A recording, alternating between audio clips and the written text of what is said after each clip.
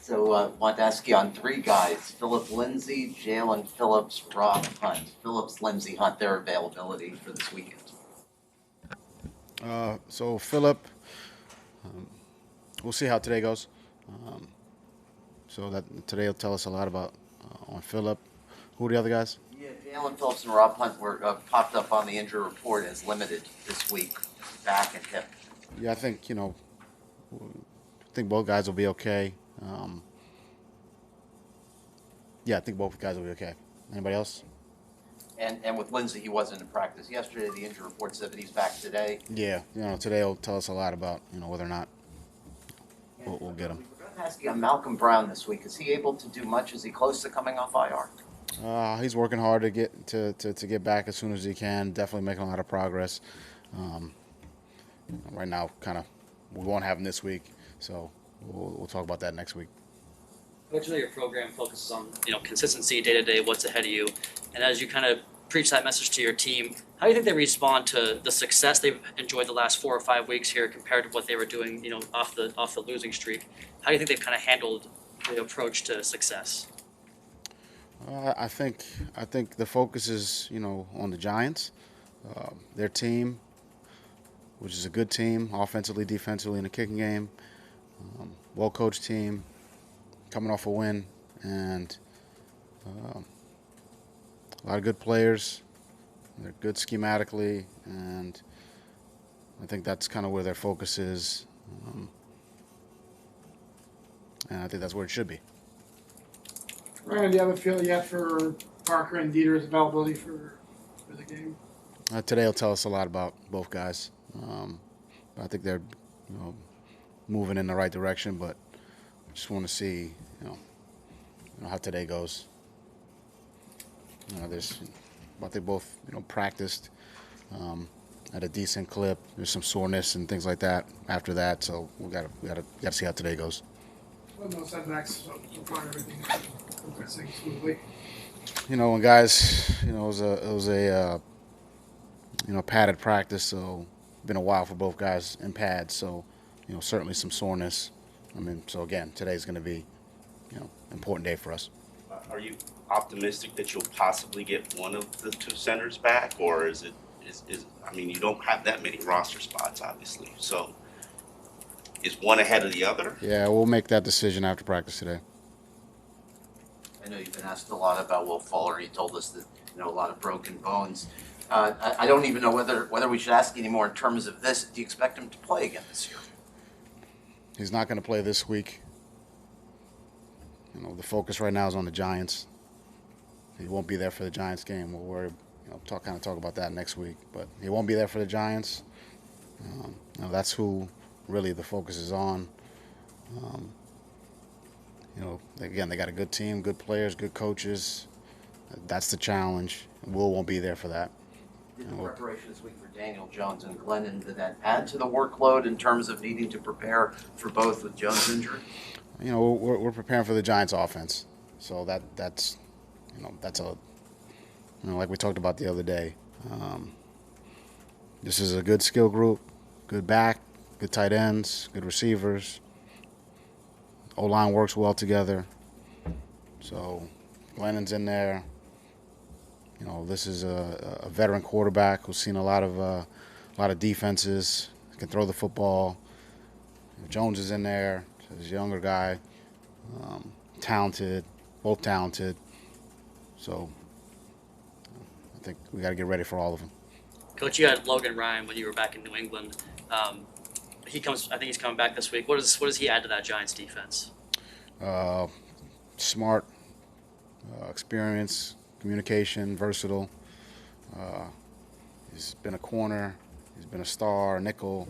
He's playing safety now, but he kind of plays all those positions still. Good tackler. Instinctive. He's a good player. With Joe Judge having a background in special teams, are there ways in which you see his characteristics as a head coach come through in the special teams unit? Yeah, it's a good unit. I think They got a lot of good players. They have a good scheme. It's going to be a big challenge in the kicking game. But they play tough. They play aggressively. And they do a good job in the kicking game. I think they do a good job across the board. We saw Preston Williams back there as kind of an H-back against last opponent. I forget the opponent. I'm on to the next week. What does he do that made his skill set fit that? And is that just a one-time matchup situation, or is that something that he can kind of evolve into? Preston's he just wants to help the team. Any way he can, whether that's catching the football or blocking or in the kicking game. Every week the game plan is a little bit different. Carolina, it's played a little bit more safety in the box. We got to get that player. So Preston was in the backfield to block that particular player. So every week's a little bit different. So he may be back there, he may not be. We'll see. How did Hunter Long do in his 24 offensive snaps last week? If Adam can't play again on Sunday, I guess we might see him again. Yeah, I thought he did some nice things. He was excited to get out there, and definitely some things he he can improve on, which we made those corrections. But he was ready when number was called, and we'll see. We'll see how Adam feels today. Again, I know we mentioned those other guys, but it's a big day for him too. And see how it goes. I'm sorry, Coach. Okay. Last week you had a chance to get some guys some snaps that haven't played a whole lot. Javaris Davis, for instance, makes his NFL debut. How valuable is it for those young guys to have game snaps compared to what you have on practice tape? I think game snaps are very important. I think when you're teaching off of game snaps, there's a little it's different.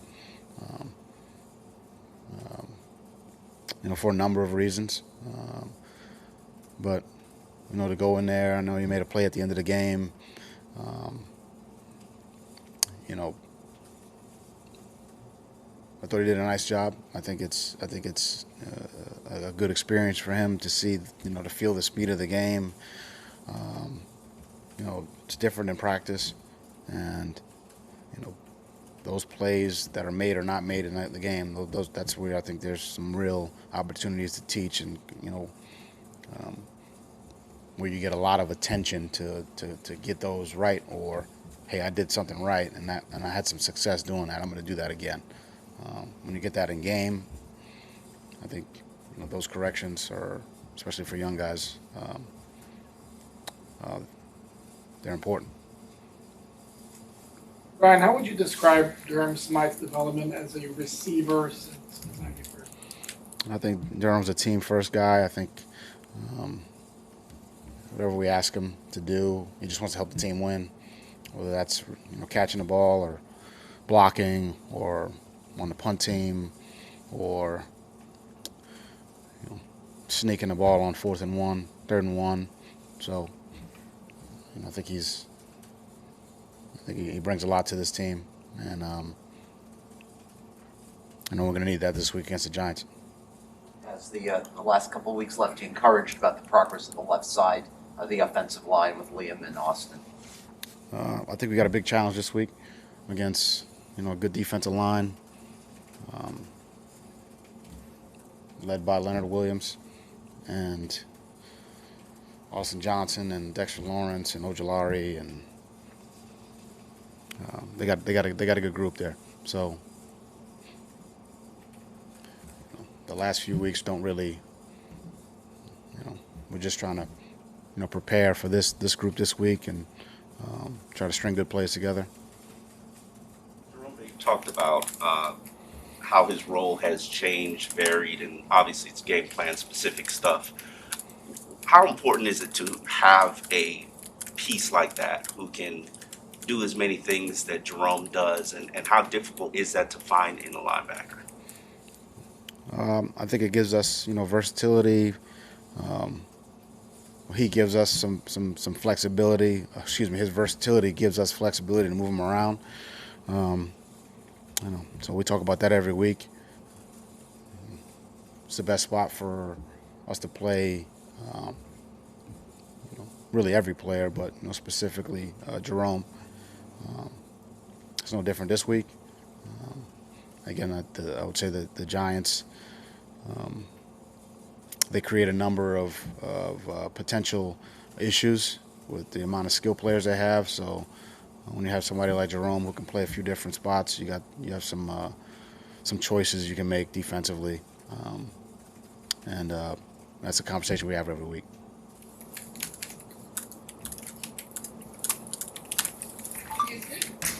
Thank you. Good question.